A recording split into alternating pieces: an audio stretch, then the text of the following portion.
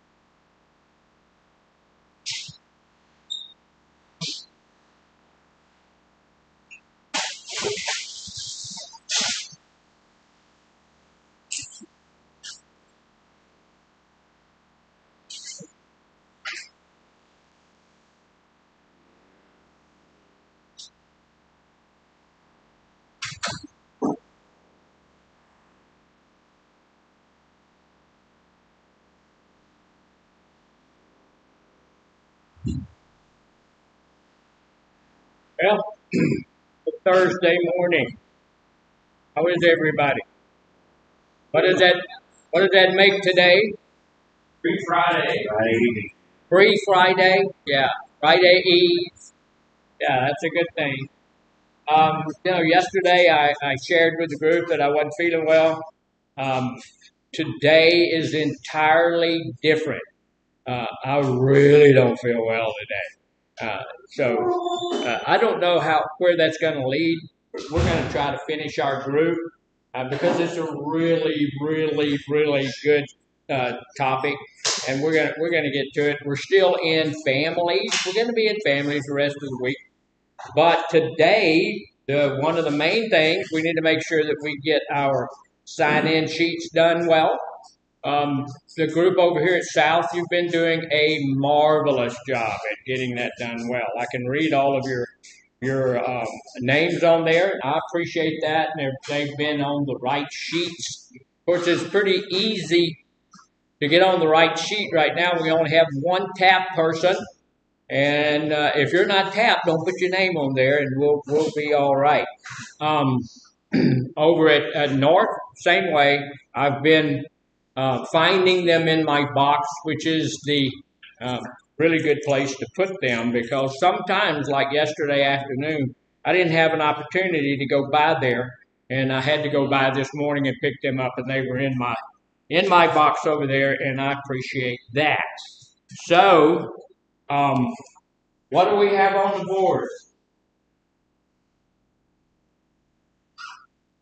Habits that support family health. Habits that support family health. We're going to go over some habits, how we build habits, how to change habits when habits are not, doing what they need to do for the family and for ourselves personally. So we have a guy here. What habit do you think he has? Smoking cigarettes. Yeah, he's a smoker. That's pretty obvious. He's a smoker, but he's also in pretty bad health, huh? I mean, he's real skinny. Yeah, he's not doing well. He's not eating well. And who's watching? Kids. The kids are watching. Yeah, the family's there. They're watching. Mama's not there. She's somewhere else. Yeah, but all the kids are watching. And what does that tell the kids? That it's okay for them to do what he's doing. Smoking's okay because we are our kids' first role model, right?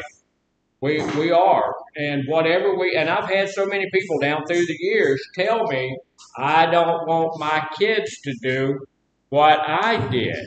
I don't want my kids to go through the same junk that I had to go through. So how do you guarantee your kids don't go through the same junk that we went through? Right. Stop doing what you're doing. Model what you would like for them. If I'm smoking, that tells my children it's the thing to do. Even if I tell them, don't do what I do what I say do. This is horrible disease. It's a horrible thing for you. It's going to do all of this terrible thing to you down through the years. They're not believing that. What they're going to do is learn that verbiage so that they can tell their own kids that same thing. Monkey see, monkey do. Yeah. Same thing. What they're going to do, what you do. If you cuss, drink, beat your spouse, smoke cigarettes, stick sharp objects in your ear, run with scissors. If you do all those things, you can almost guarantee. Now, sometimes there's that outlier. Sometimes there's that kid that's smarter than you are, and they're not going to do it. But most of the time, the children are going to do what you showed them is the right thing to do. Me showing my kid is 10 times more powerful than me telling my kid. That's why them seeing me do something that may be negative is much more impactful on their young minds than me telling them not to do it. Because, as a matter of fact, it usually makes it go in the opposite direction. If I tell my kid don't do this, they're looking at that and say, well, that must be awful fun. Because dad's doing it, mom's doing it, so it must be the thing to do, and I don't even really understand why they don't want me to do it, and so they get involved in the same mess that we're in. So some of the things, almost everything we do is a habit, right?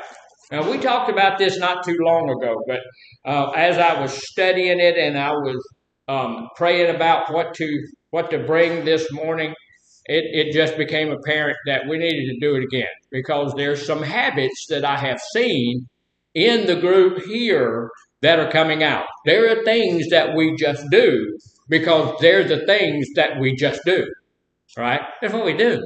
Remember we talked about not too long ago which leg you put in your pants first? Yeah. Right. I put my right leg in first. Guess which leg I'm going to put in first tomorrow morning? My right leg, I actually paid attention to that this morning. As I was getting ready, I was thinking, okay, which leg? And I put my right leg in. Yeah, that's what I do. And then, got out of there and went and did the things I was supposed to do. And this morning, my whole routine was messed up. I get up at 4 in the morning, and I usually get up just a little bit before my alarm goes off. I set the alarm just in case. And this morning, I didn't make it. The alarm went off. So it rang about 3 times before I could do that. And so guess what happened? My wife got up. She would, the alarm woke her up. So she gets up. She goes to the bathroom, messed my whole routine up. I'm supposed to go in the kitchen and punch the button on what? The coffee machine. The coffee machine got to come alive because if it don't come alive, I'm not going to be able to come alive. So I punch the button on the coffee. Then I go back to the potty. I have to brush my teeth because I learned many years ago they won't brush themselves. And I had to get into a habit of that because if you sleep for about 7, 8 hours and you wake up in the morning, there's nasty stuff in your mouth, right? And you got to get that stuff out of there and clean. But she's in the bathroom. And she's doing whatever she's doing in there. She has to take medication, go to the potty, whatever, that stuff. But, you know, the door's locked, not locked, it was closed. And she doesn't turn the light on because she doesn't want to wake herself up anymore. So she carries a little flashlight with her. And so I see this little flashlight, and I'm standing outside, you know, tasting the taste in my mouth, having to go potty, worse and worse and worse, and feeling more and more just beat on because my routine has been disrupted. Don't be getting up, you know, and disrupted. So that's how we are, though. We set those things in place. We do what we do because that's what we do. Yeah. Yeah. Why you do that? I don't know. I just do. And so that's, you know, those are the habits. So we're going to look at that a little bit. And then we're going to look at, you know, these are habits that support family health.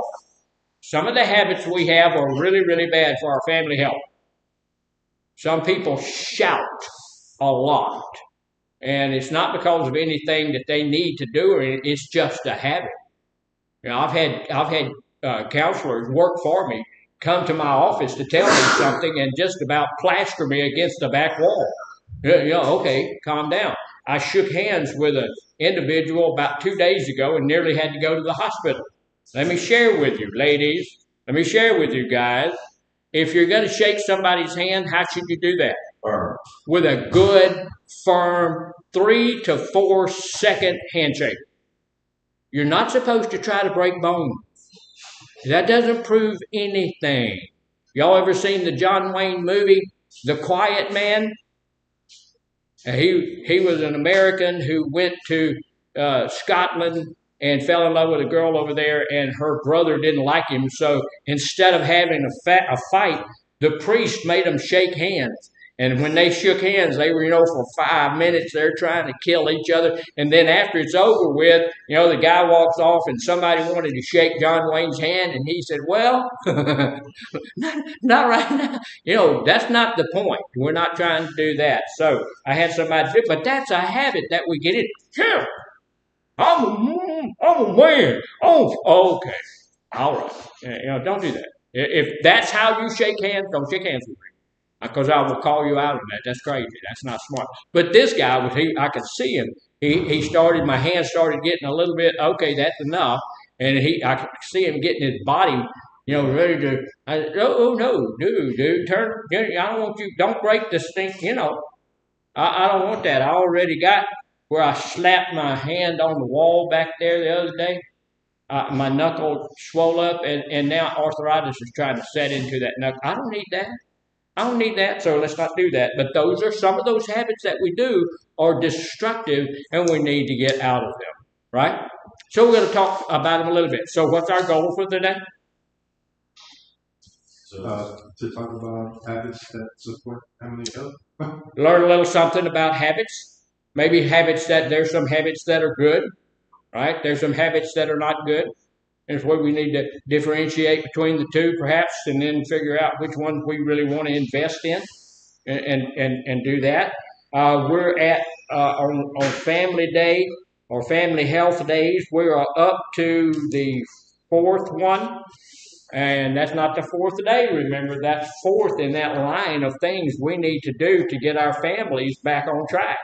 Because our addiction, the one thing that our addiction will do is knock our families off track, right? We become a victim of a disease, and they become the people who are trying to hide the disease, doing all of that stuff, and our family becomes what? Off track. What is it? Off track. Off track. It gets off track, and it becomes dysfunctional.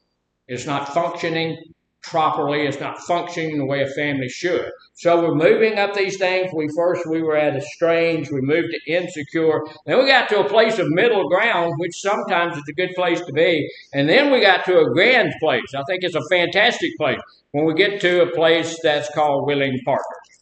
When we get to willing partners, that's a good place. You view your family and loved ones as willing partners. They're going to help us in this. or at least those key members of your family, usually mommy, who are going to stay close to you. They're not going to leave. You know, when you go look for your family members, a whole bunch of those family members may be unapproachable.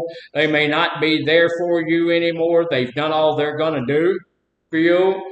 But there's that one or two people that no matter what, they're still there. So we've got those. While some minor stuff keeps going on, we still have some minor conflict resolution that we need to work or relationship repair that needs to occur. The overall health and stability of your family relationship is strong. Is that a good place to be? Sounds like a pretty good place for me to be. When I got through with what I was doing, my family was through with me. And at this point, all these many years later, we still are not where we ought to be.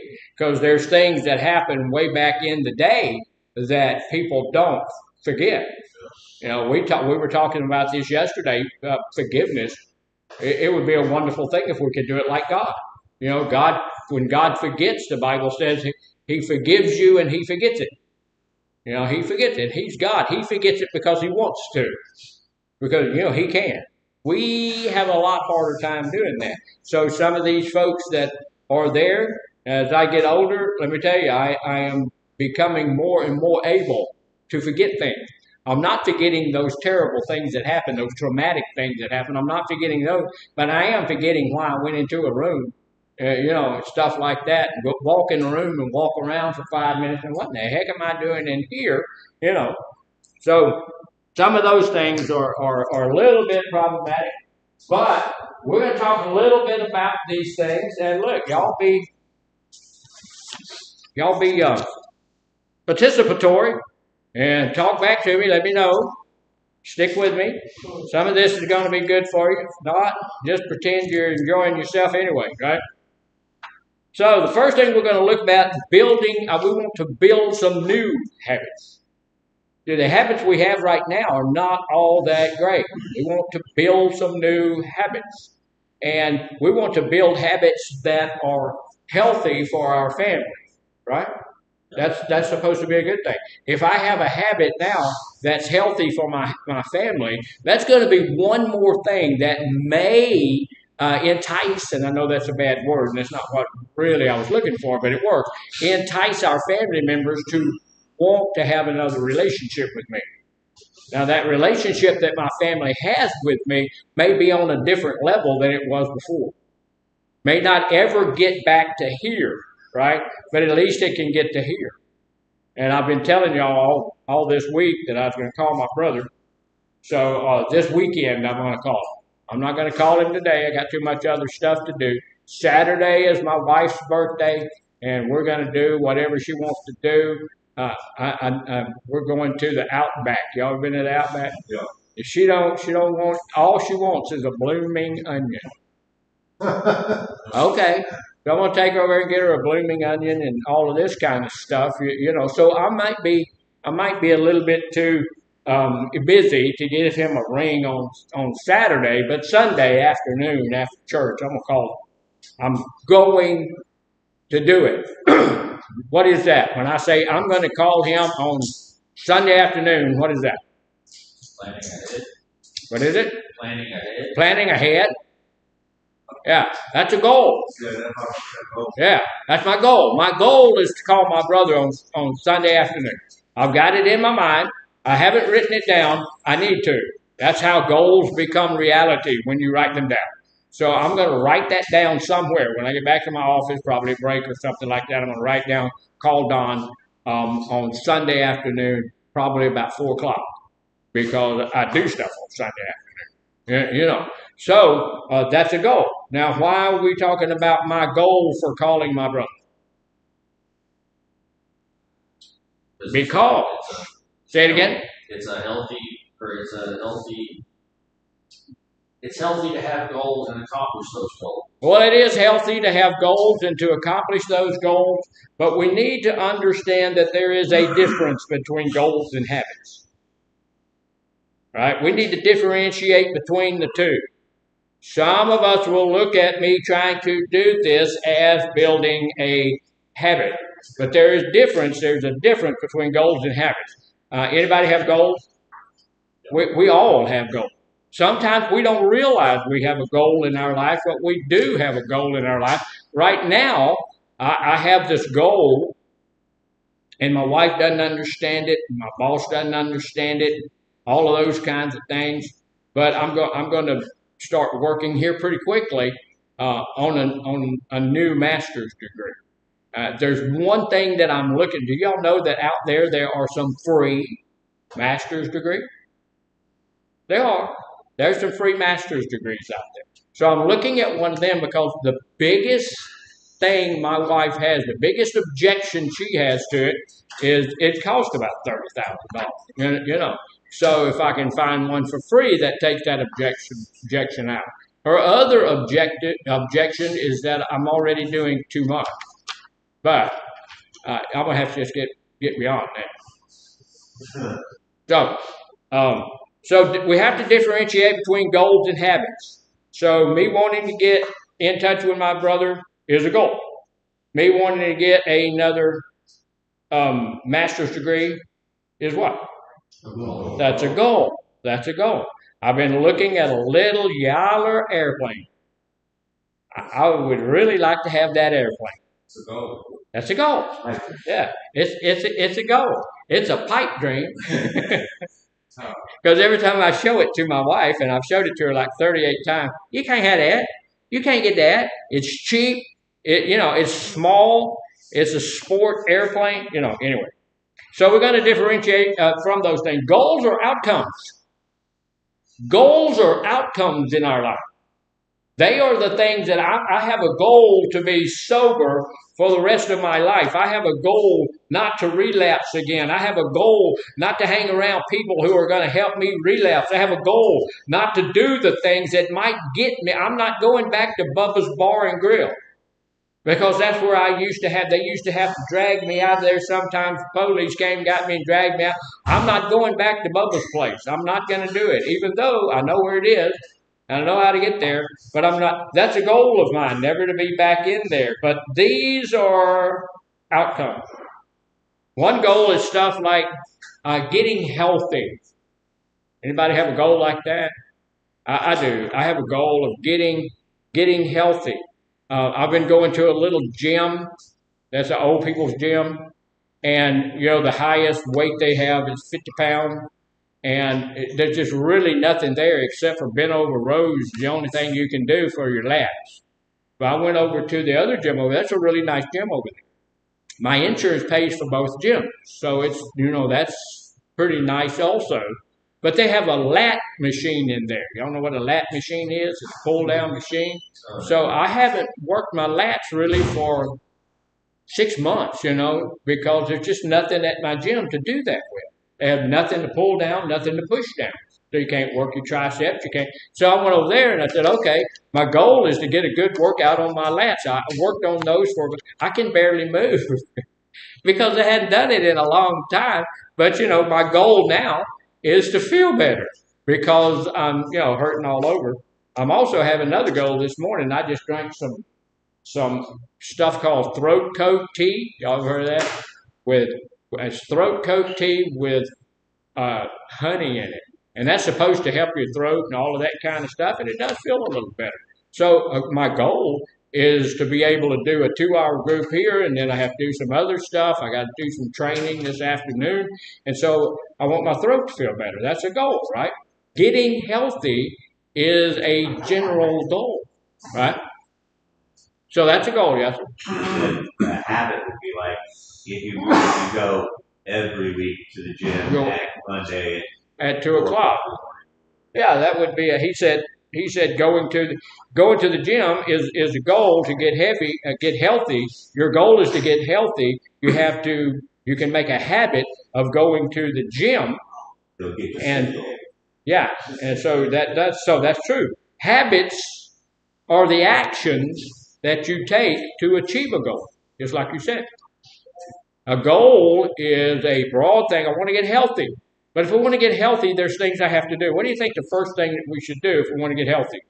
Stop smoking. Oh, well, stop smoking would be an optimal thing to do. Just quit smoking. The Surgeon General said if we stop using tobacco in all of its form, then 98% of the United States medical issues would disappear overnight.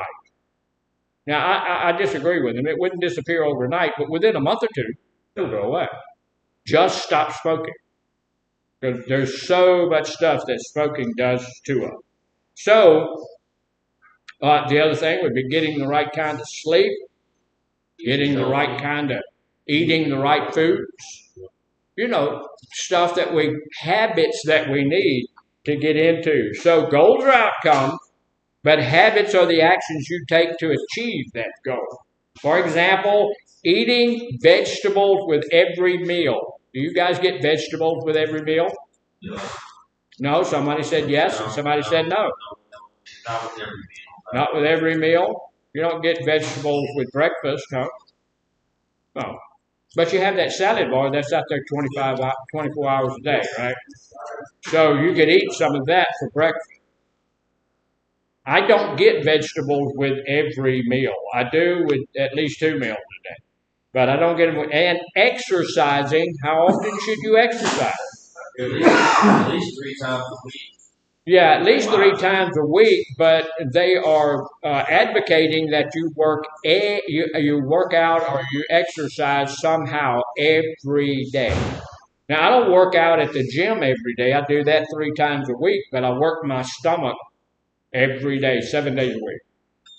I have a regimen that I go through. So I've gotten into that habit of working my stomach 7 days a week. And so that, you know, if you get into the right habit, then you're going to, you're going to reach that goal. Or you have a better chance of reaching that goal. One of my goals is to never let my children or my grandchildren, I even have great-grandchildren, never letting them see anything that I think is a bad habit. So that entails a lot of stuff. They're never going to see me smoke. They're never going to see Pawpaw drink any kind of alcoholic beverage. They're never going to see me do that.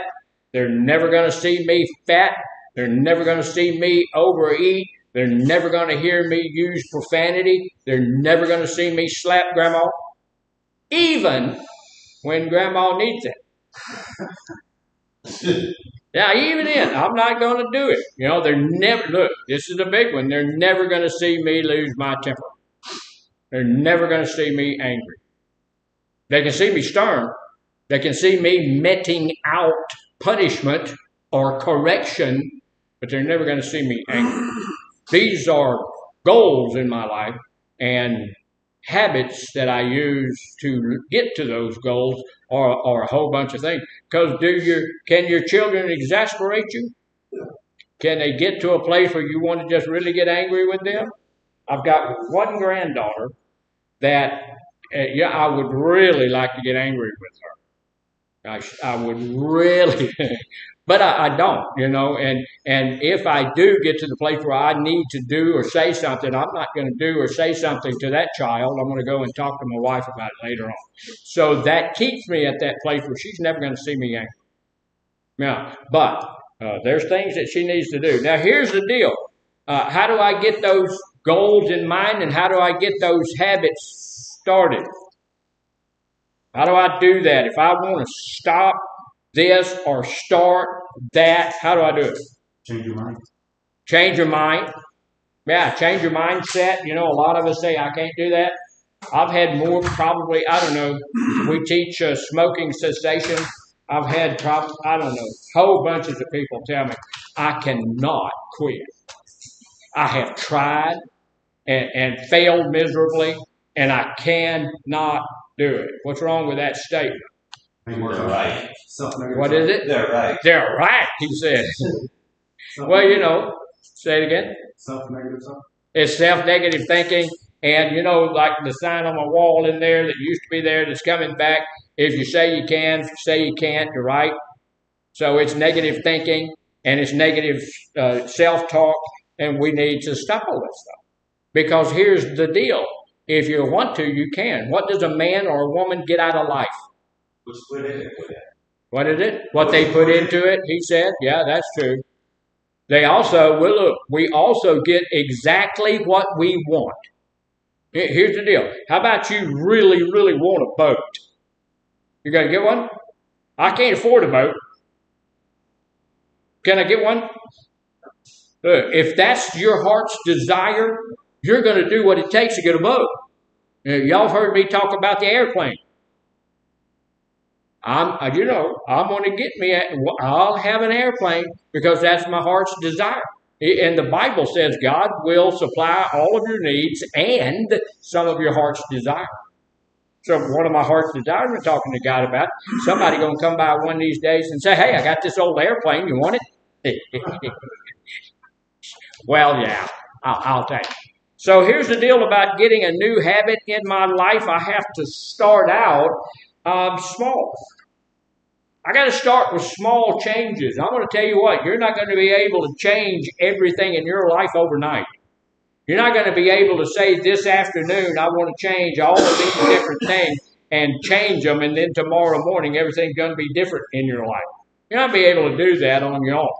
You're not going to be able to do it. But you are going to be able to make some small changes.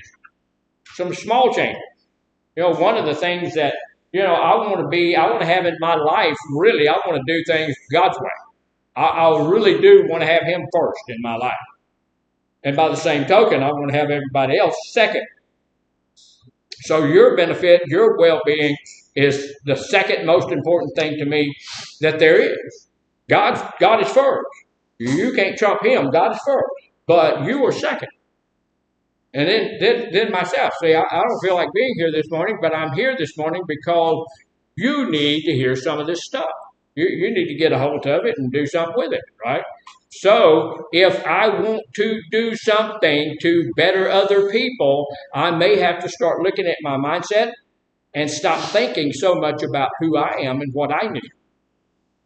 Okay, I do know that my recovery is kind of a selfish thing. It's all about me. But I also need to be thinking that there's some other people there that I can help. And I need to be doing what I can to help you. Right? I need to make sure you get what you need to eat today. I need to make sure you've got what you need today. So, we need to start with some small changes. Make incremental changes. What does an incremental mean? Small. Yeah, just a little bitty, just an increment, just a little tiny thing. And that, look, sometimes those little tiny things are a big deal in our life, right? Yeah, because I've talked to a lot of people. It's the little things that add up. It's exactly, and that's what they're talking about. It's a little thing that adds up to the big things. And I've talked to people a lot about smoking.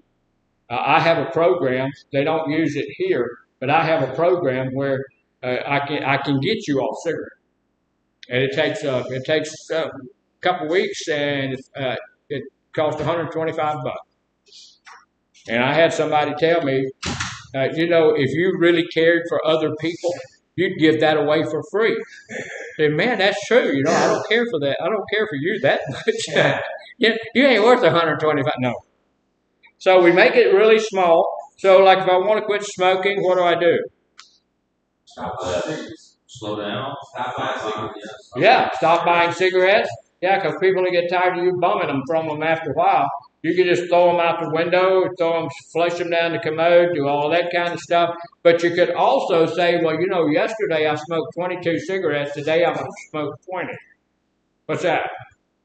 That's an incremental change. Yes. Yeah. 10 a day, try to go around 8. Yeah. If you smoke 10 a day, he was the same thing. Yeah. Whatever the number is, you look at the number that you did yesterday and say, okay, I'm going to smoke 1 cigarette less than that. Or smoke half a cigarette. I'm going to guarantee you that if you smoke half of your cigarette and lay it down, someone else will pick it up. Don't worry about it being wasted. Somebody will pick it up. I knew a guy who He would go when he went walking or whatever. He kept his eyes open for cigarette butts, and he'd pick them up. If they had that much cigarette left, they went in his pocket. So there's tobacco there. Then you can take them apart. Now this is what I would do: take them apart and roll cigarettes out of them. But he would smoke them anyway, and I don't know who was smoking it before me. I'm not going to do that. But probably if there's anything on there that's been dead a long time ago, but I'm still not going to smoke it. It's nasty. Cigarettes can be a pretty nasty habit. Well, it is a nasty habit. Make incremental changes toward the behavior you want, and then you work your way up from there. This last week, I smoked 20 cigarettes a day. That's a pack a day, right? Yeah. So this week, I'm going to smoke 18 cigarettes a day. Is that a good deal? Yeah. It's progress. It's progress. 18 cigarettes, way too many. 1 cigarette is way too many, but it's progress. And so, yeah, you're making incremental changes, and you're moving a little bit at a time. Yeah. So you go a little bit. The next week, you smoke 18 for a week, then you smoke 16.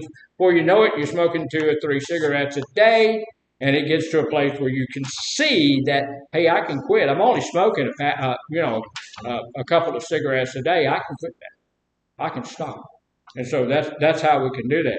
So do it that even if you improve at something only 1% every week, the changes accumulate over months, over years, are massive. We can do everything. How do you eat an elephant? 1 bite at a time. 1 bite at a time. Yeah, you can't eat a whole elephant. There was a story about a guy that went to some other country where they have ostriches, and he just got there. And he went to bed that night in his tent, and the folks that lived there came in and asked him, what do you want to eat today? What would you like for breakfast? We want to make you breakfast. He said, I don't know. Maybe a couple of eggs. The guy said, you want 2 eggs? He said, yeah, just a couple of eggs. So they brought him in this whole big old pot full. They had 2 ostrich eggs that they had scrambled up for him, 2 big old ostrich eggs, and they put it down in there. And the leader of the group came in and said, man, you have to eat every bit of that now. Because if you don't eat every bit of that, then they're never going to, you're going to lose respect for them the whole rest of the time here. So what did he do? Ate what he could, at least. I mean, because ostrich eggs are huge. They're huge. They're huge. They're huge. So he ate what he could eat. And then the guy that came in and talked to him ate some of them for him. Finally, people came in to say finally they ate everything. And the guy that did the cooking and stuff, they gave him the bowl or whatever it was. And so he's taking it out, showing everybody. Hey. So it lifted his respect to that group way up here, even though he had cheated. So anyway, just a little bit at a time. If you do it over a period of time, it's going to become massive. How do you make $1 million? $1 at a time. Yeah, if you're a kid, I had my first job when I was 16 years old, my first paying job. I was riding a bicycle throwing papers.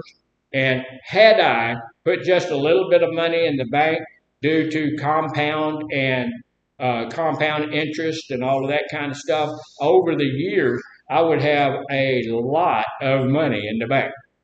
I didn't do that. I spent mine on booze and cigarettes and whatever else I didn't need. But if we do, look, here's the goal. Here's the thing. I need to start, if I want to change that habit, whatever the habit is, and we've been kicking on cigarette smoking just a little bit because it's easy to do. There's all sorts of habits. If you use profanity a lot, you want to stop that, then you start a little bit at a time. Whatever it is. If you want to eat right, eat just a little bit at a time. Have people tell me, I do not like vegetables. Okay. Start eating it a little bit at a time. Because it's very good for you. But eat just a little bit. My wife doesn't like fruit. She doesn't like fruit. She would much rather have chocolate So just eating a little bit of fruit at a time, and I try to get her. She won't do that at all, and she even yells at me for eating fruit. Fruit's going to spike your sugar, will it? Yeah, but it comes back down quicker because it's natural sugar. So anyway, just do it a little bit at a time. One of the things that where I'm going to be able to change a habit is to update my environment. What does that mean? As in, don't hang out with people who smoke or Yeah. drink. Oh, that's a good point. Yeah. What is we say that all the time, and what do we say? Avoid people, places, things. Avoid old people, places, and things. Because look, your habit is right there, inherent in those people, in those places, in those things. And if you go back to them, if you go back to them, you have almost, now not necessarily, but almost zero chance of staying in your recovery. So we lose something to gain something. Sometimes if I'm really sold out to being in my recovery, I've got to get rid of the things that are going to sabotage my recovery. And a lot of the time, it's old people, places, and things. What are those called? Universal triggers. We need to know that. Sometimes you're going to find that on your treatment plan. Your counselor is going to say, tell me what the universal triggers are. Those universal triggers are old people, places, and things. What does that mean if they're universal? As in there's more than one way? No.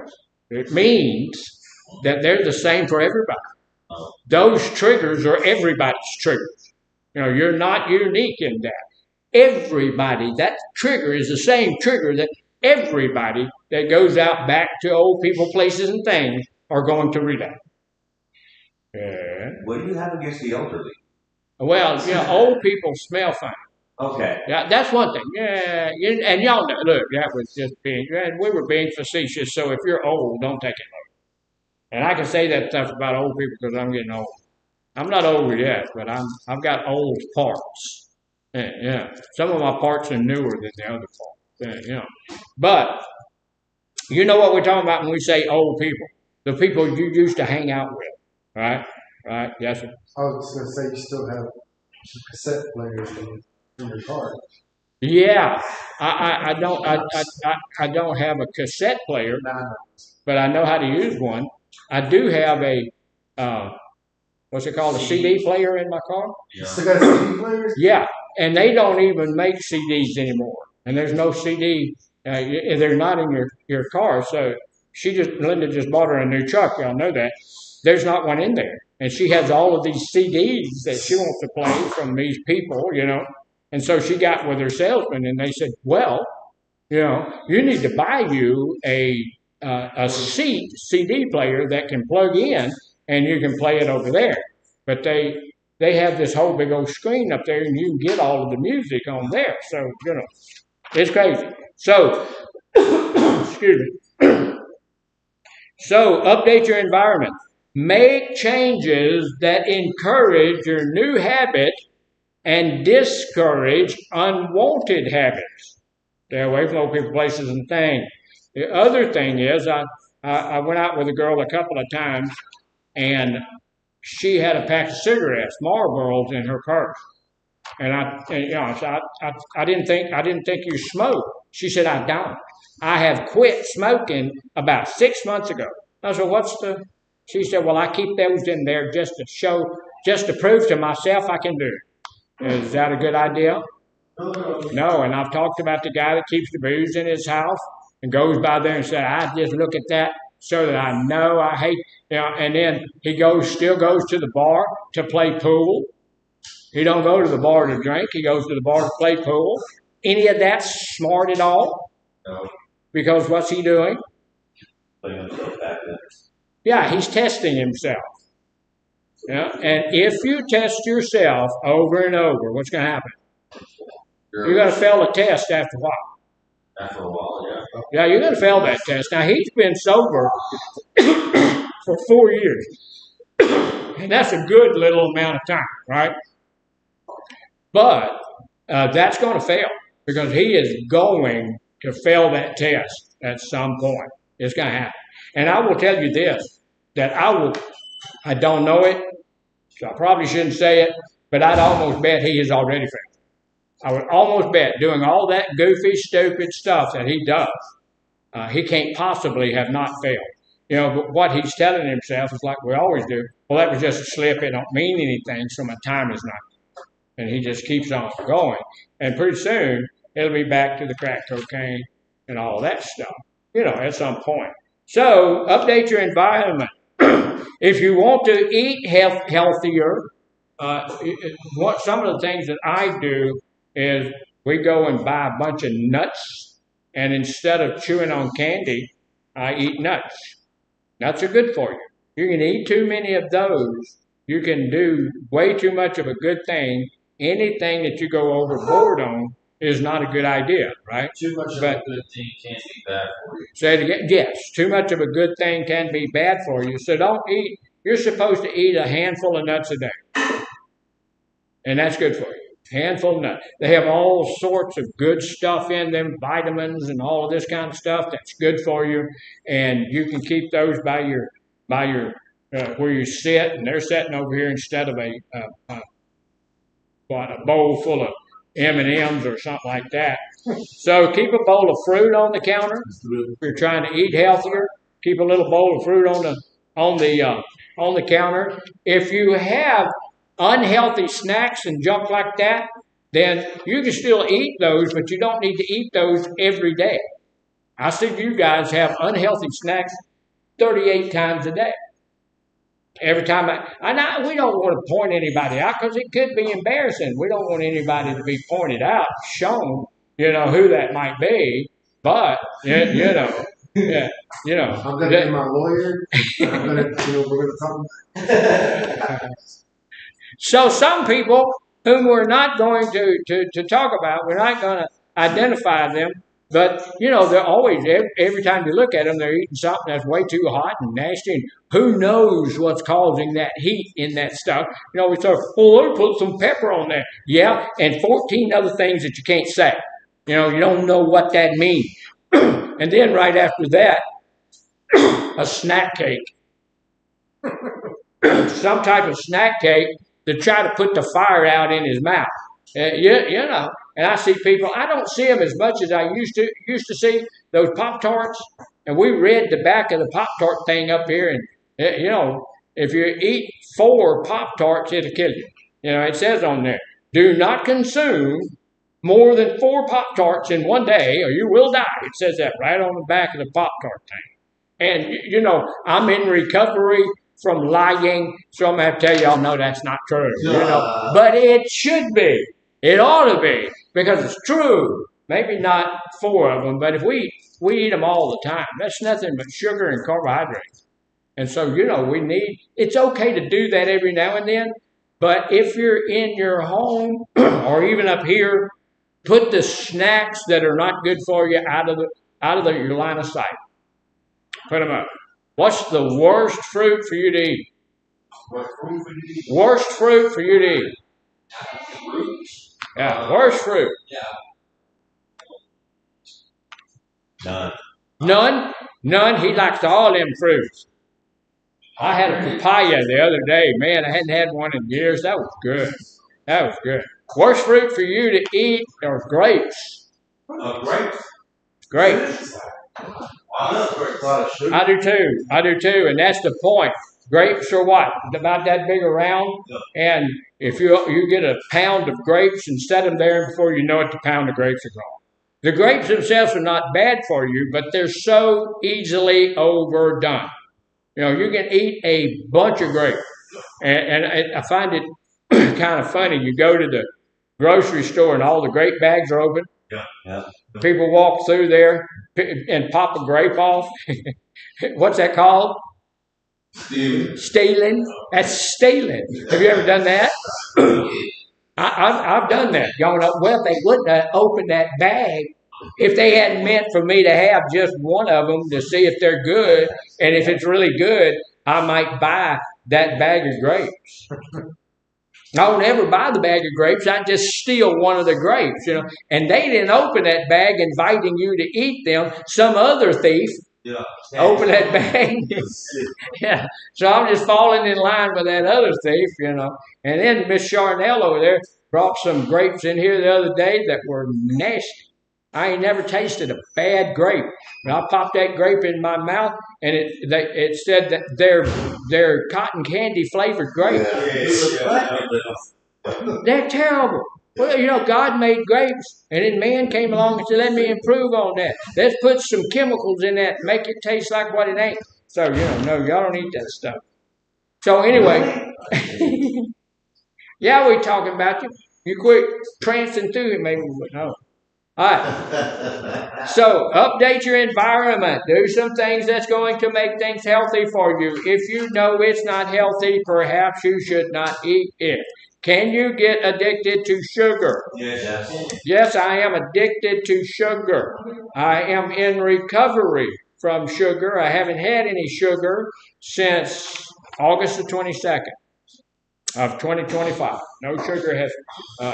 I haven't had I usually eat a big old bunch of sugar. I have had to have a little infusion of sugar when my numbers go real low. They get down. I have to have a little something to bring it back up. I've had to do that. But here's the other thing that's going to help us get these new habits going on. Tie your habit, that new habit, whatever that new habit is, that thing you want to get going in your life, tie it to other activities that you already do. We already do a bunch of stuff. So we need to tie those habits into those other activities. Make a plan using the format after blank, I will blank. After I do this, then I'm going to do this. Like, if I want to get a new habit up, how many people like to read? Yeah? You guys don't like to read? You like to read, Mr. Matthews? Y'all like to read. Yeah, and you know why? Most everybody in here got their hand. You know why that hurts my feelings? I've told y'all before. Hurts my feelings because I have 7 books in print, and y'all haven't bought any of them. Nobody has any of my books. And that hurt my... Mr. Farmer has a book in print. Nobody's bought that book. Yeah, And so, okay, y'all like to read other stuff, not our stuff. Okay, that's fine. So after each meal, after I eat, if I'm trying to get the habit of becoming a reader, and is that a good habit? Yeah. It is. I finished a book yesterday. I finished the book. And I don't know about y'all, but I have bathroom books, and they can be anything. I just finished yesterday a book about that thick on the Marine Corps in World War II. So I finished. I like reading some of that stuff, so that was fun for me. It said after every meal, I'm going to read for 5 minutes. So that helps me to get that thing in place, right? That helps me to start. And that connects that new habit that I want to get started to an activity I'm already doing. Are you eating? Every day. Every day. If we look, I know people who eat 1 meal a day. My wife usually eats 1 meal a day. So if she reads 5 minutes after she eats that 1 meal a day, that says she's read for 5 minutes that day. I try to eat 3 meals a day. So that's 15 minutes of reading. Yeah. So that's something to connect it to. Whatever the habit is that we want to get started, we need to find something that we're doing on a regular basis and connect that new habit to whatever we're doing on a regular basis, and it will help us get that habit in place, and it'll stay. That makes sense? It does make sense. That's a simple way to remember your habit each day and encourage consistency. Is that guaranteed you're going to build that habit? Is it guaranteed that you're going to build a habit? Yeah. No, it's not guaranteed. No, not a guarantee. Not a guarantee, because sometimes we're going to forget, right? Sometimes we're not going to do it. Sometimes we're not really. We think we want to do something, and we're not really committed to it. That's why some people don't do well in treatment. Because they think they want to get off of the drug, they think they want to do that, and then when they get into treatment, they realize they're not as committed to that as they thought they were. So whatever the new habit is, we've got to really be committed to that. I see that all the time in church. We've had people come in that will tell us, "Hey, I want to do this. God Almighty has told me to do this." Okay. And 3 weeks later, well, I'm going to go join that other church. Well, what about God Almighty, the King of the universe, your God, your Lord, your Savior, Jesus Christ, told you to start this thing right here. Yes, but He's told me to, yeah. Well, you're not talking to the same guy. You need to be committed. And that's the same way with a new habit. If I really, truly want to start eating better, I need to be committed to that. I need to go into the kitchen in there when it's time to eat, not the kitchen, but the dining room, see what we're having that day. And there's some stuff I'm going to have to pass over. You know, I personally, I'm not going to say I don't eat bread, but I limit myself a lot. And usually y'all know what keto stuff is? Yeah, the keto junk. Well, they have some keto bread. And usually if I'm going to eat bread, I'm going to eat the keto bread, right? And if I'm eating the keto bread, it's tough. Keto bread is tough. So it's not like regular bread. But it helps me keep from eating regular bread. Because sometimes, look, I just want a piece of bread, right? Now, I will tell you this, that my wife and I go to the restaurant, and the one we go to a lot, they bring these muffins, not muffins, what are they called, rolls, and they're really good rolls, and I usually wind up eating a whole roll, And so, I do eat it, but I try not to eat it a whole lot. So we've got to get that done. Just connecting it to other things is a simple way to remember your habit each day. And how do you get a habit in place? Practice. Absolutely. Practice. Do it over and over and over. Do whatever the activity is. Do it over and over and over until it becomes a habit. Yeah, it will. And look, here's the good deal. It will become a habit if you do it over and over and over again. Some of the habits are not good. Other habits are good. Right? If you pick your nose in public long enough, it will become a habit. Right? So, all right, we've only got a few minutes left. I don't really want to get started on the next one until we get back. So let's take a little extra on our break today. Y'all be back at 15 minutes after, and we'll start this thing back.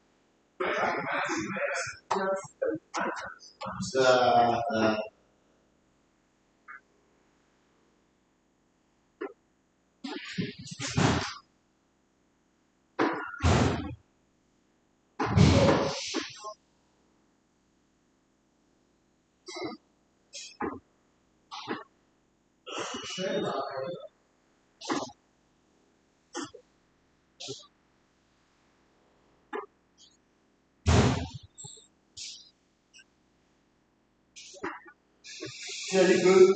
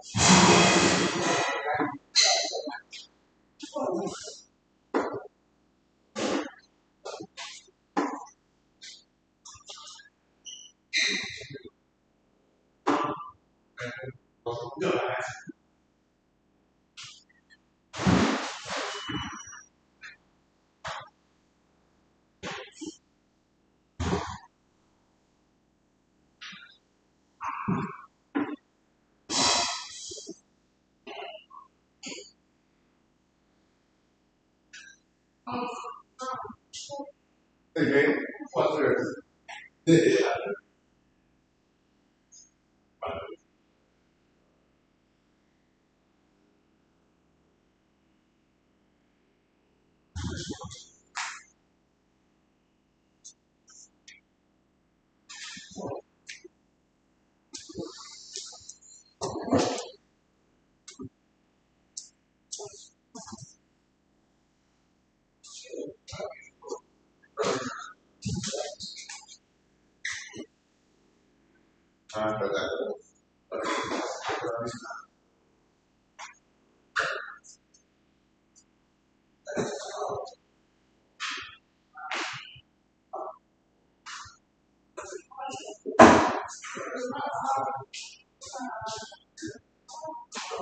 Yes.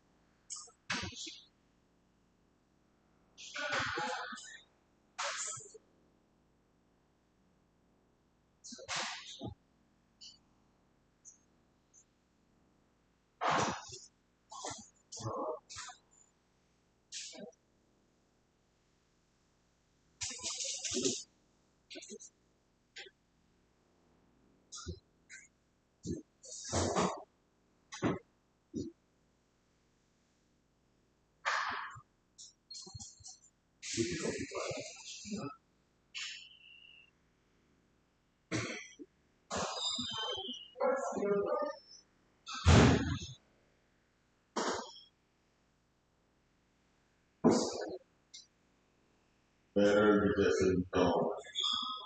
Yeah. Bring that back here. Oh, yeah, look at it. Bring that back here.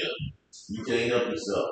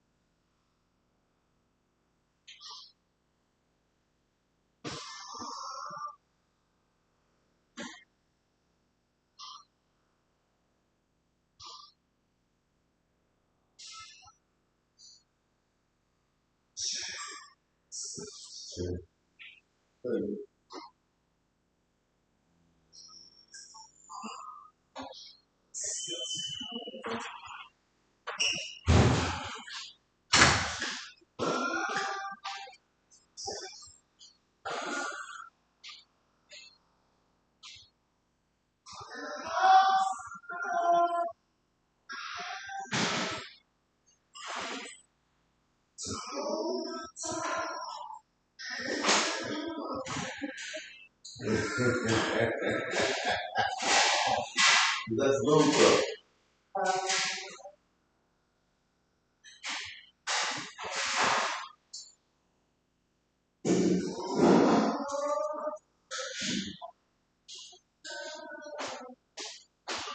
You know about this school? This is good. Nah, oh, I know today. Music was music. I ain't trying to go. No, I'm just tired, man. Like I said, I just didn't sleep good. No, I'm just No. I feel fine. I'm just tired. Okay, you a little more active than that. Yeah.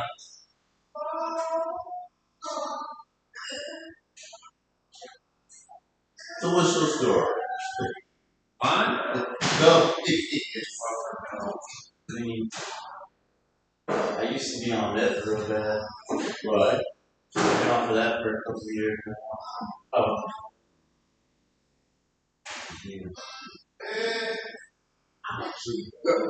Go ahead and tell him the story. You're gonna laugh your ass off.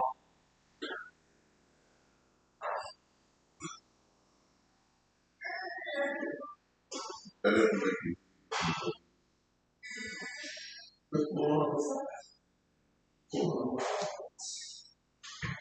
I'm listening. So, I got hooked up back in June, and I wrecked into a dude's truck, beat him up, stole his truck. Oh, wow. So I got charged with robbery. So, I guess that just goes into the robbery charge. So that I didn't get assault separately, but collision of vehicle, evading arrest, and resisting arrest all on the same day. So I still haven't been to court for it. I'm out on bond right now, but whether or not I do time for that shit, I wanna get my shit together and try to stay clean. You know? yeah, because I'm telling you up front, man. The picture ain't clean. I'm trying to tell you right now. The picture ain't clean. You just go, you get into, with this weed. Even when I was in See, like you do. The pen got more drugs in the street. Yeah. When I was in that county, there's dope in there. Just in the county jail. I mean, you get correctional officers to bring it in. Yeah, it's coming. It's coming. That's big business. Yeah, it's coming. And I feel like, man, whether or not I go away, I'd be better off to.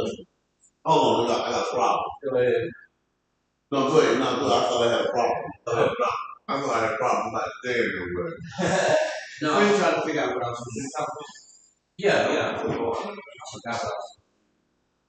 I just want to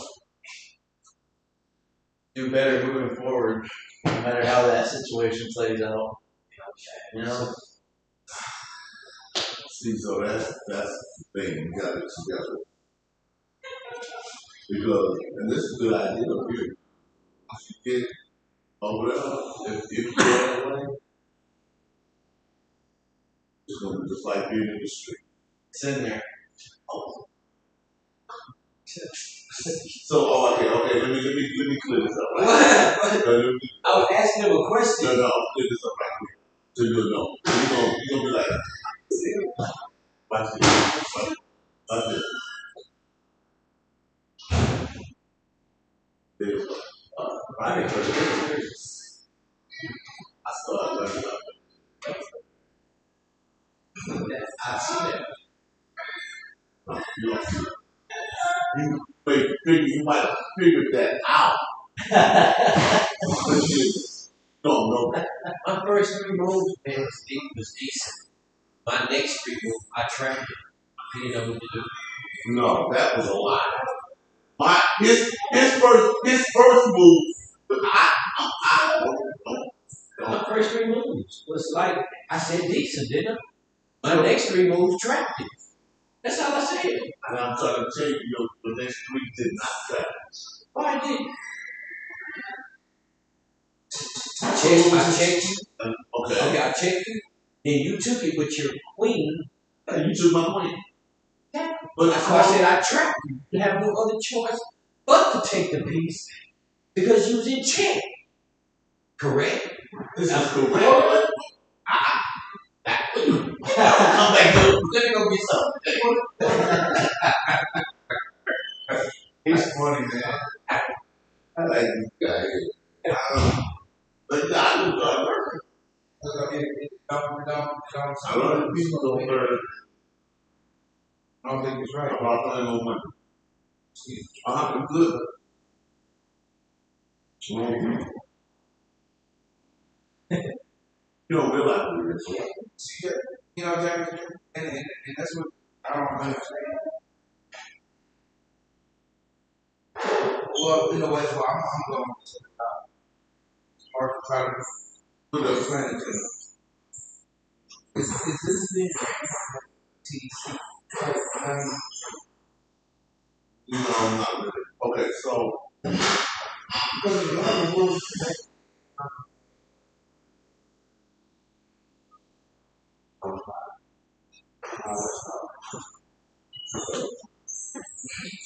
third,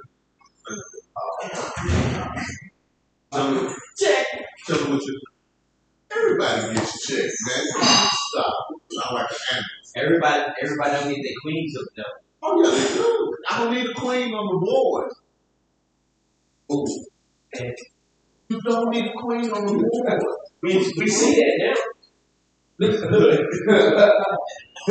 I was saying it. Seeing that, you thought that was an important move. No, that's the only thing you know how to play. Ooh.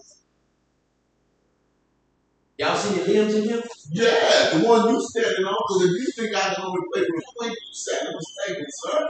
Well, you know what? I don't want to get your blood pressure up, right? We'll just wait till later on, okay? Yeah, we'll just do that. Look at that. Yeah. So I don't want you know, I got y'all get to sweat. yeah, the top peel back down.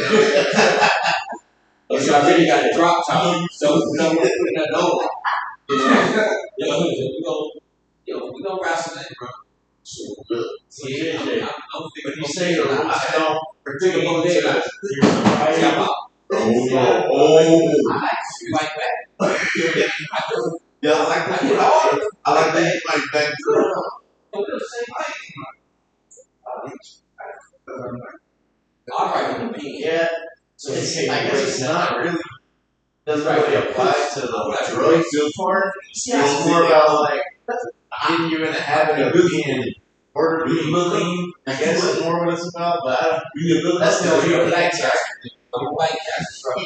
That structure. You can't see me color my question. I clean up like everything.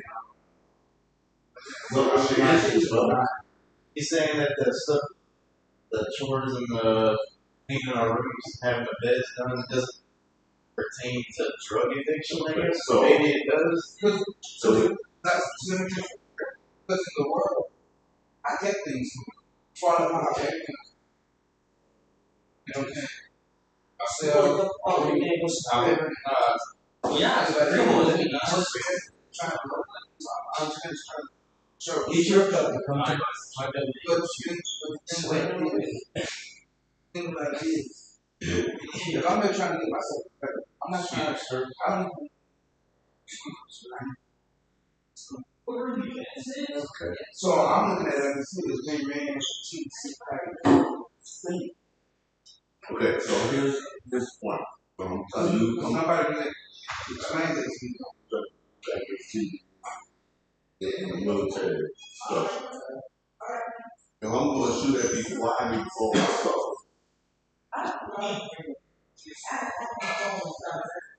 If I'm going to shoot at people, I got to fold my coat, shine my shoes. All right.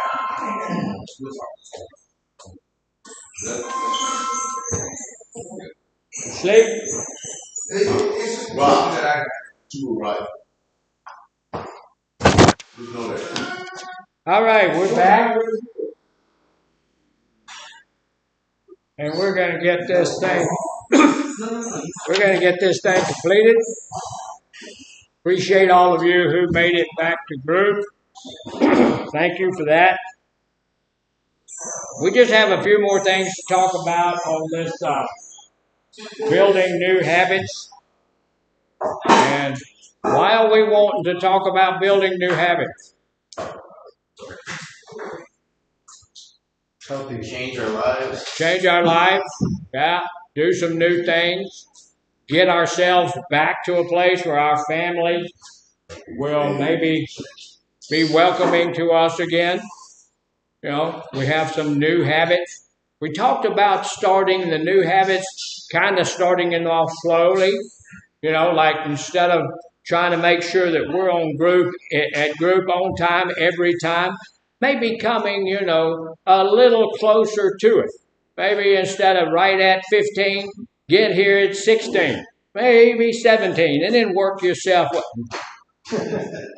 I'm being a bit facetious about that. But glad to have you here. Look, well, some of the practice, some of the habits that we need. How do you? And we talked about this before we went on break. But and somebody said it. How do you get that habit in place to stay in place? Repeat it. Practice. Practice. And here's the deal. A lot of people will tell me and have told me, I don't do that because I don't have time to do it correctly. I don't have time to do it right. Anybody in here know how to what the best way to land a Mooney aircraft? It's like if you're landing on the moon. Said what? Like if you're landing on the moon. No. It's not. That's a type of aircraft, really. It's like a Cessna. This is a Mooney. Mooney has lower wings. It doesn't. A Cessna has the wings up at the top. Moonies have the wings down on the bottom. So, what's the best way to land one of those? Hover. How is it? Wheels down before you land. Hover before you land. You know, a lot of people actually try to do that. I have no idea. Yeah. Well, why don't you know? We haven't done it. You haven't done it. If you go do it and you practice it, you're going to know how to do it, right? Yeah. But if you don't practice it, the hardest part of flying is getting down. You can get down real easy, but landing safely is the hardest part. And remember, we talked about with a Cessna, you don't look where you're about to put your wheels. You look way down the runway. Yeah, you look way down the runway, and then you can see the runway rising on the horizon. It's coming up to meet you, and you know that, and then you'll feel your wheels go down. So you land a Mooney exactly the same way. There's no difference. You look down the runway, and you'll feel but you can't really look out the window and see the captain's bars, you know, when you land. Yes. So is it really true that when you land a plane, well, that's according to what type of aircraft you have. The aircraft that I'm flying doesn't have a back wheel. Most aircraft don't have a back wheel. You're talking about what's called a tail dragger. Those are old aircraft, and they would try to land nose up a little bit. Now we have what's called tricycle landing gear, and you land usually on your wheels, which are placed under your wings, and as you go slow down. You usually try to stay level. Like if you're landing on your front wheels on like a passenger jet or something, you know, if you're landing on your front wheels, you should try to land level with your plane level. But if you're now, we're going to get off of airplanes, but if you land on your front wheels, what's that called? Crashing. It's called crashing. You don't land on your front wheels. Your front wheels will not hold the weight. So you land on your main landing gear, and whatever your main landing gear, and then you got your nose up just a little bit, and as you slow down, your nose will come down. It'll drop down on its own, and then you hit your nose gear. But the only way to get that done correctly is to practice and to practice and to practice. Getting to group on time. The only way to get that done right is to practice and to practice and to, yeah. I got one question. Just one question. Because you mentioned this while ago before we done. You can't afford a boat, but you can afford a plane. No, I can't. I don't have the plane. I say but wait. Go ahead. You can't afford a boat. That was your statement. Right. Well, Cessna or whatever it is. Yeah, what I'm looking at is not a Cessna or a Mooney. It's a sport aircraft, which is there's 100 different types of sport aircraft. You have to have license to fly them, but it's a different type of license. And so it's a little bit lesser license. You can only fly them in the daytime, and you cannot carry anybody. I was speaking about the price. Yeah. To the boat and the plane. Yeah, yeah, and you know, the plane will be cheaper than a horse. well, this airplane, this little airplane I'm looking at is cheaper than the boat that I'd like to have. It is, but he went looking at his little job. yeah, yeah, and it can't. No, I wasn't talking about little. It's not. It's not within my price range either. I just learned something new. That's all. Yeah. I thought the boat would be a lot cheaper than a plane, but if you get a used one. Well, yeah, I'm getting a way used since 1946, so you know that's way used. Oh no, lots of we fly airplanes out there flying that are 30, 40, 50 years old all the time. You know, they got a little old 4-cylinder engine. You can't tear it up. They're built, and I know we're off the topic, but they're built so that the pistons in the air in that little engine are way smaller than what's in a car engine, and they'll actually move up and down in there. The reason for that is we don't want to get enough friction while you're going along for it to lock that engine up. You ain't ever going to lock an airplane engine up because it's so loose in there. It can't. You know, that's also why you see an airplane, you see all of that oil streaks and stuff on the wings and stuff, because it uses more oil than it does gas. And because you put that oil in there with those loose pistons, it's going to run that oil right out of that engine, and so you get oil everywhere. But that's why. So we can not do it. So anyway, the whole point of all of that is because I like to talk about airplanes. But the other thing is that we have, whatever it is that we do, we've got to practice if we want to do it right. We've got to keep practicing and practicing and practicing and practicing. And that's how you learn to fly. You go, you practice, you make a loop and you land, you make a loop and you land, you make a loop and you land, you make a loop and you land, you make a loop and you land. And then you get your coffee before group. One time, you get your coffee before group. Go get yourself. You get your coffee before group again. You do that again and again and again. And you keep doing it. And you keep doing it. And before you know it, it's a habit. You know, you got that habit in place. But what if you don't have time to go and practice for an hour? What if you don't have time? What if you don't have time to go? When you go out and rent an aircraft, you got to go to the airport. You got to drive out there. You got to go and find the airplane that is for rent. Most airplanes are. Unless they're a privately owned airplane, they're not. But most airplanes, even some of the private ones, are for rent, and they're pretty expensive. But then you got to go through the paperwork and all of that. You have to give them a flight plan. They have to know exactly where you're going. You have to give them call letters, call numbers, your license. You have to do all of that. So it's going to take you an hour to get in there. Then you've got to do it. You've got to have $250 to just lay down there to fly for an hour. And so, you know, all of that. So a lot of people will tell you they don't have time to do all of that stuff. So my question was, I was saying, that seems like that'd be a good thing to do, being airplanes, but then what about how much you tax on?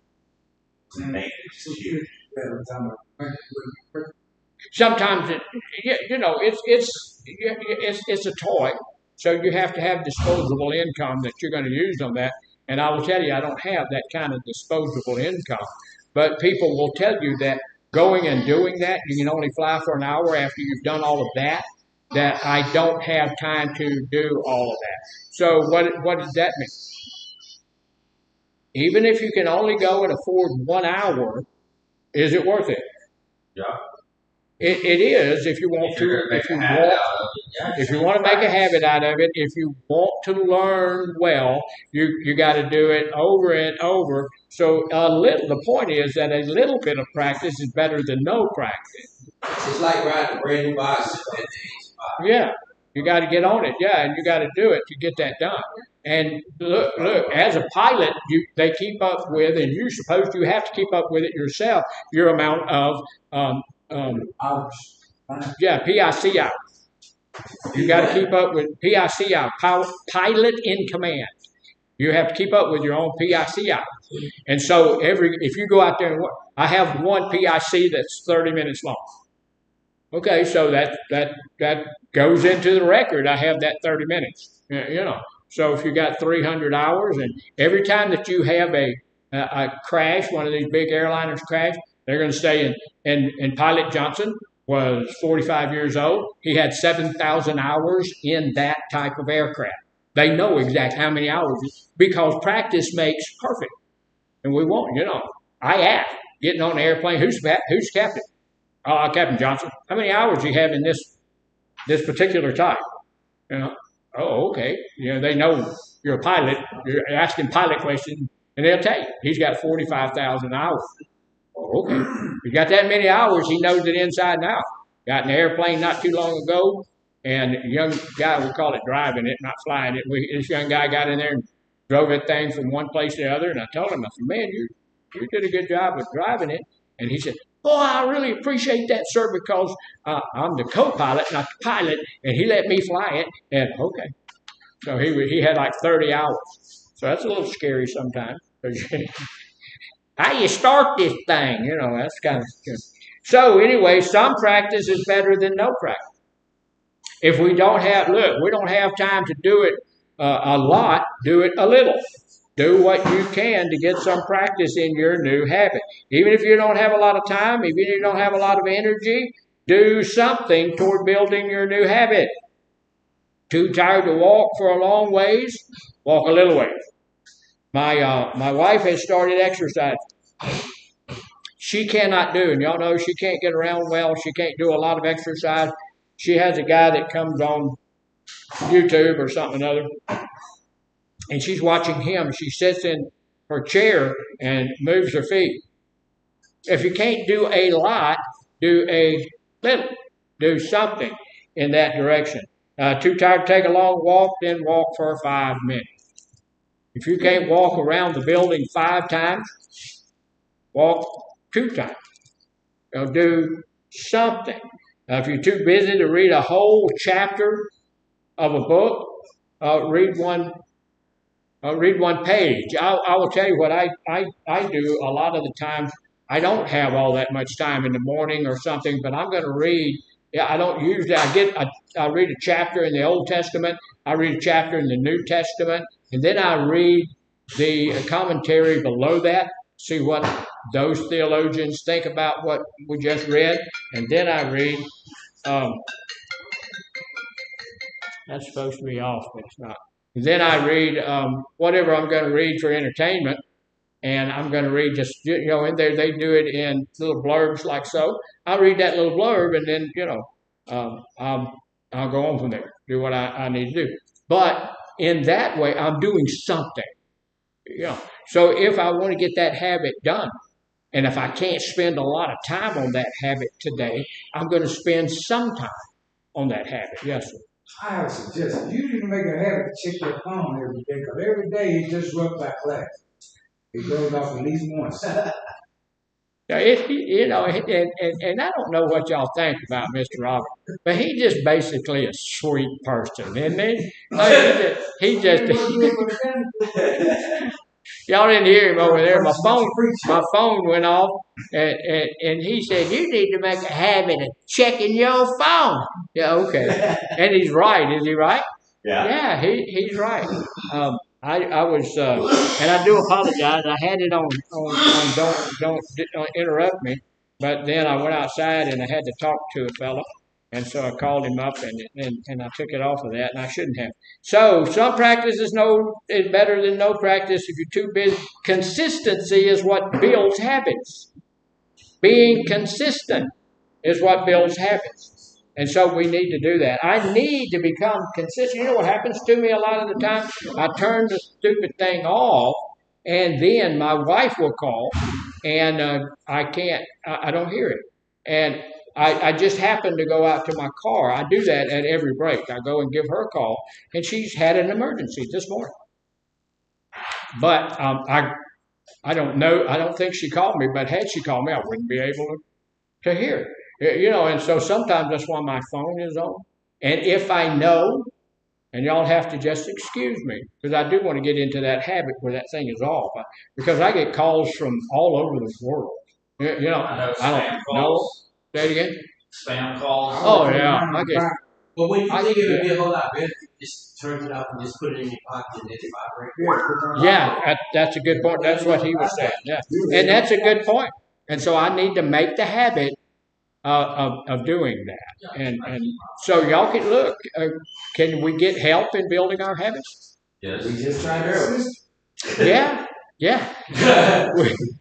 We can get help in building our habits. So, if Mr. Gold will tell you, hey, put your phone in, turn it on. Okay, he may have to teach me how to get it on vibrate, but then we'll start doing it. So, some practice is better than no practice. Consistency builds habits. Consistency builds bad habits. Consistency builds good habits. When you first started sucking sulfur down your throat, hoping to build some good quality cancer, you didn't do that you didn't start that day smoking 2 packs of cigarettes, did you? And look, I can beat on people for smoking cigarettes because I used to smoke 3 packs a day. That's 60 cigarettes a day. And I was drinking at the same time, and I could not drink without smoking, and I couldn't smoke without. I mean, it was just almost. And somebody told me that's almost chain smoking. No, it's not. It is chain smoking. You try that. All the time I'm in the military, boom, boom, boom. I'm smoking all of that kind. But I didn't start smoking 3 packs. That's putting one out and light another one right after the other. Why you gonna put the other one out? I just start the other one and throw the cigarette away. Yeah. And I quit smoking. Mostly was to save money. It was a big deal. I wasn't thinking about cancer or any of that stuff. But when I was back, and I've told this story 100 times, but just give me one more time. When I was smoking back in the military, we weren't making any money at all, and cigarettes were 33 cents a pack. That's how old I am. That's how old I am. They were 33 cents a pack. That's $1 a day, 99 cents a day. So how much was a loaf of bread back then? Oh, I have no idea. I wasn't worried about bread. I was worried about booze and cigarettes. Yeah. But I figured, hey, if I quit smoking, that's $30 a month. Oh my God. We would get to the place where we were out of money, and my wife would call her mom, and her mom would send her $20, and that $20 would keep us for the last week of the month. So money ain't like it. Money today is a whole lot different than it was back then. So we were saving $30 a month, and so that was a big deal. Now today, y'all can save that in one day. You got something on your mind. Yeah. How long have you been sober? How long have I been sober? Every day. 26 years. Wow. How old are you? 26. How old are you? I'm 26. You're 26? Yeah. So on your birthday, I said, hey, I ain't smoking. No, I'm not drinking anymore. And I had quit smoking long before I quit drinking. So, many. So this is a simple way to remember that. It's a simple thing we can build. Consistency builds habits. That's how we started smoking. That's how we got to that. If you'll remember your first time you ever smoked a cigarette, your body screamed and yelled at you, cussed you out, and told you this is the stupidest thing you've ever done. Now we can't live without it. Now we've got to have it because we've built the habit to the point where we've become addicted. And today is not a smoking cessation class. That comes next week. We're going to do HIV and smoking cessation and all of that kind of stuff. Do you think when we do these smoking cessation classes, do you think anybody quit smoking? No. I've seen about 4 or 5 people quit smoking. I've seen people go, that's in the cigarette? Yeah, and they quit smoking. One of the big things, our director up here, Mr. Farmer, he used to smoke a couple packs a day. He quit about a month ago. So he's clean. Yes, sir. What day is you supposed to leave? What day am I supposed to be leaving? He's getting excited. Because you said next week. So I'm going to be leaving on October the 13th. Oh, so we have next week. So yeah, I'll be here next week. But the week after that, not so much. Look, y'all hurt my feelings, and I told my boss, I said, look, if y'all don't have anybody to do the group and stuff, that morning I'm supposed to be leaving on the 13th. I'll come in and do the group, get the notes done and all of that stuff before I go. And she said, nah, ain't necessary.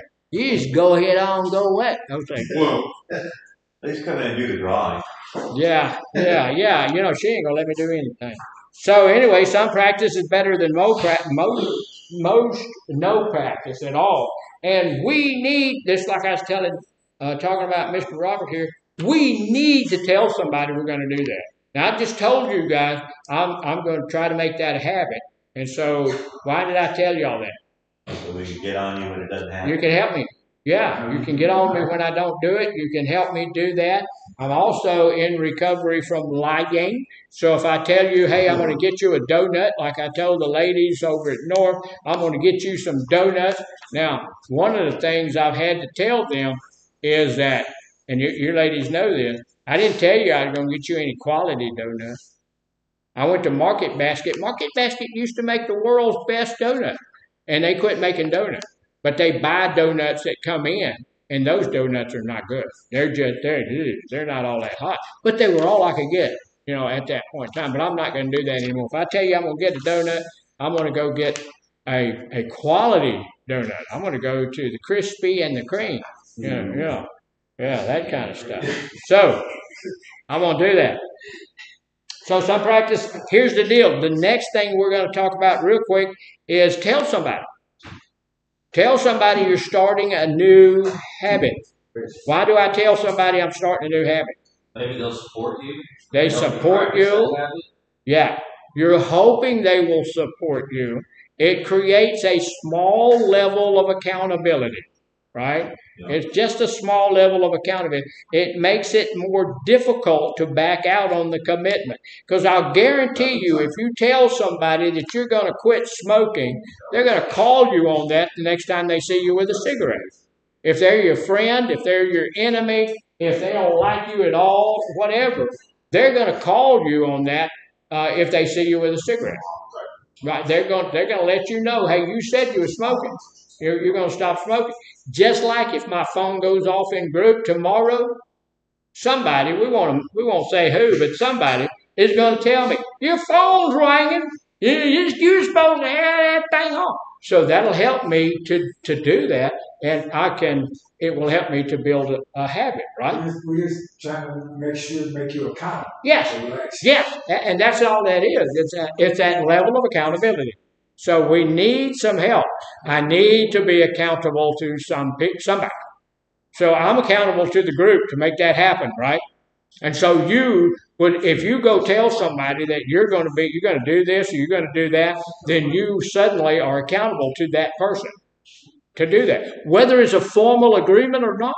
If you just tell your friend, hey, you know what, I'm going to start eating more fruit, then the next time you see that person, they're going to be looking for you to eat a fruit, you know, or looking for you to be ready to eat a fruit, or looking to you to be climbing an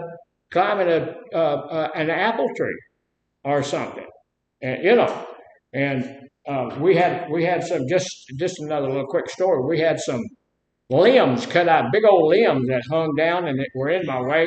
So we had a tree company come out and cut them down. My wife went outside and watched every move that they made and took pictures of them as they cut the tree out, you know, cut the limbs off of there. And she was telling me that and showing me those pictures and all of that stuff. And it's pretty neat. She thought it was just neat how this guy, full-grown man, how he could climb a tree like he did. He climbed the tree, and then he cut all of that stuff out. Do you think the owner of the property standing there taking pictures of you while you did that, do you think that might have raised a level of accountability with that guy? Absolutely. And I'm thinking, she never thought about it. She's just amazed that he can climb and do all of this stuff in that tree. And I'm thinking, if I'm up in that tree and she's taking pictures of me, I'm thinking, you know, that's accountability. She's out to catch me. I got to do this right.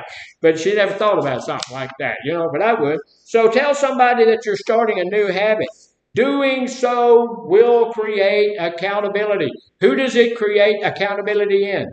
Ourselves. Me. I feel like if I've told you I'm going to do something, I feel like I am accountable to you to do that.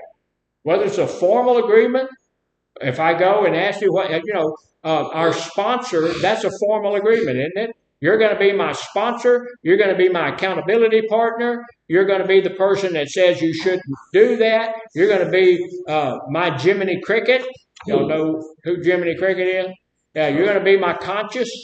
You don't know who Jiminy Cricket is? You're so young. Pinocchio. You're so young. He was with Pinocchio. He was Pinocchio's best friend and his conscience. He acted as Pinocchio's conscience. Because Pinocchio was a wooden little boy. He didn't have a conscience until he became a real little boy. And so what did that do? That knocked Jiminy Cricket out of his job. People wasn't even thinking about that.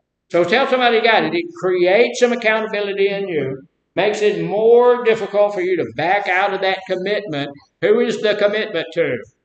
Ourselves. It again, is a commitment to me. I'm not making a commitment to the person that I'm asking to be my accountability partner, although it is akin to that.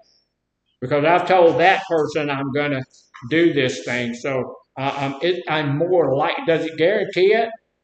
No, but I'm more likely to do it. Also, once others know you're working toward a goal, they can be more supportive and they can offer you some encouragement, right? Now, if I'm a smoker, I'm a heavy smoker, I'm smoking 2 or 3 packs of cigarettes a day, and you tell me I'm going to quit smoking, what am I going to do? What should I do? Encourage it. I should encourage that, and also I shouldn't smoke around you. I shouldn't let you see my cigarettes. I shouldn't let you see my lighter. I should keep all of that stuff out of view for you, because all that's a trigger for you, right? If he's at my house, he can just leave. Yeah. And that's a good thing, yeah, because look, and that's a good point. I'm going to be smoking, you need to leave. So, hey, people need to do that. But we need to encourage people when they're trying to build a new habit. That's a good habit. Not necessarily smoking, anything, drinking, smoking, cussing. Say it again. Chess. Like playing chess. Playing chess? Yeah. Somebody wants to start a new habit playing chess? Are they trying to? They're trying to? Yeah. Yeah. That can become a habit. Yeah. It can. So if you're going to make it a habit, you got to do it over and over again. I'm like this, I can go to somebody's house for the first time, or could be a family member, they stay or something like that. And I asked them, is it okay to smoke? Because I know you're going to smoke. They said, sure, I'll keep making sure you smoke. But if I know you're going to smoke, I'm going to step outside and smoke. I'm going to throw you regular. If you want to get ran out from my spot, throw a cigarette with them. But actually, I'm going to pick the person up. I don't say that. I don't play that. Yeah. No. I hate that. No. I don't even want people to go outside and smoke and come back in my house. They have second and third hand smoke when they do that. When you come back in, you've got all of that smoke on you and all of that kind of stuff. That's third hand smoke. It comes back in. People do. That is harmful to other people.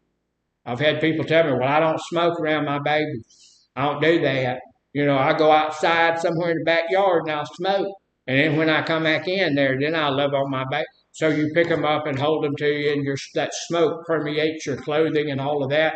If you go outside and you smoke and come back in here, this room smells like a humidor. It smells like, cigarette smoke for 20 minutes. So that's that third-hand smoke that the rest of us are being abused with. So, all of those things. So we need to let somebody know, I'm trying to begin this new habit. I'm starting a new habit. I'm going to church every Sunday. It's just a new habit. I'm not getting all churchy, all religious or anything, but I'm going to go to church every Sunday. Okay. When I go to church and you're not there, what should I do? Call them. Give them a call. Call them, ask somebody to show up. Yeah, give them a call. I have a lady who tells me all the time, man, I'm so excited. It's just wonderful. I'm going to be there Wednesday night. And he showed up. No, she wasn't there last night. Of course not. Nobody got excited. Nobody got all upset. Nobody got anything because she said that 900 times. And she ain't never come. And then, I'll be there Sunday morning, man, because I want to. Okay, and Sunday morning. No show. Every now and then. She'll show up every now and then. You know, show up and say, okay, I love this church and it's just wonderful. Well, not all that much. You come once every 3 months. So you don't love it all that much, But we should, if that's what they want to do, we should call them, we should offer encouragement, and we should offer our support in helping them do something. We need to make sure we're supporting them in a good habit, not a bad habit. That's them CEM members. So what happened? For church. CEM members is what we call it. Oh, yeah. Christmas, Easter, and Mother's Day. Oh, yeah. Yeah. Christmas and Easter, yeah. We always talk about the Easter lilies blooming. Yeah. All right. And then here's the next thing we'll look at real quickly is track your habit. See how healthy your habit is. See how good that thing is going. See how well it's going. See what's going on with your habit. Know that you have it. And a lot of the times we've got to start, if we're going to track our habits, we've got to start some other habits. Like journaling. That's a habit that very few people get into. A lot of people don't want to do that. We have people that are in the group in here that are always taking notes and stuff. They're journaling. After a fashion, they're journaling. And we need to do that. We need to say, okay, today, on this day, August the 22nd of 2025, I'm in recovery from sugar. The new habit that I'm doing, I'm not. I used to have a habit on the way home. I got out of here and I'd stop at the first dollar store. This dollar store that's right over there, there's a gym there. That's the gym I go to. Right next to it's a dollar store. That's the worst dollar store in the whole wide world. When you go in, they've got all of these things. They have moon pies, and they're $1.25 a box. And there's like 12 in a box. And they're only about that big around. They're the smallest moon pies I've ever seen. But what's that tell you? For $1.25, I can eat that whole thing of moon pies before I get home, which is what I do. That's the way addicts do things. I'm not going to buy me a 6-pack to last a week, and it's gone before I get home, right? And then I buy me a thing of moon pies that's going to last a week, and they're gone before I get home. And the way I justify that, but I pull one of those moon pies out about that big around. That little baby moon pie, that thing there, it needs its mommy. It's so small. I eat that one, and, 2, that's not even a whole moon pie. A whole moon pie would be about 4. So, you eat 4 of them, and then there's 12 in a box. It's like only eating a couple of regular moon pies. So you wind up eating a whole box, licking the inside of the box and all of that stuff. And there have been times I'd go over there and get me some moon pies, and when they're gone, there's another 2 or 3 dollar stores on the way. I'd stop and get one of those iced, what are they called? Cinnamon, not cinnamon roll. Honey bun. Iced honey bun. They're not good at all. They taste nasty, but they're full of sugar. And so, my sugar, all that white on there, sugar, and the rest of it's carbohydrates. And so, that's a habit that I have broken. I don't do that. I don't stop at dollar stores at all. I don't go to them. This morning I went to Walmart. Yeah, but I got Alka-Seltzer. So if you drink some Alka-Seltzer, usually. So keep a journal or get one of those tabletop, desktop calendars or something, or spreadsheet to record your habit each time you practice. It can be satisfying to record your behavior, just to know that you did something, and to look back and see all the hard work you've put in. Plus, it can be motivating to help keep a habit streak alive. So, think about just keeping up with what you're doing. And the last thing, and then we're going to quit a little bit early because I have to go and to another meeting. But celebrate your successes. When you have a success in your life, something goes the way that you want it to go, you should let that be a big deal in your life, right? If you're doing something that you really want to do and you're moving in the right direction, that you know the right direction, You should make that should be a big deal. Healthy habits tend to have long-term health benefits. If you start a new habit where you're not smoking anymore, you start a new habit where you're getting off sugar, you start a new habit where you're getting off a lot of carbohydrate, you're starting a new habit where you're getting enough sleep, you're eating 3 meals a day with 2 snacks between them, and then you're eating the right types of food when you are eating. All of those things have lifelong health benefits. They're going to be good for you. So they take some time to kick in. So while you're waiting for these things to kick in to become their own reward, give yourself immediate small rewards to sustain motivation. Just make sure that they don't contradict your goals.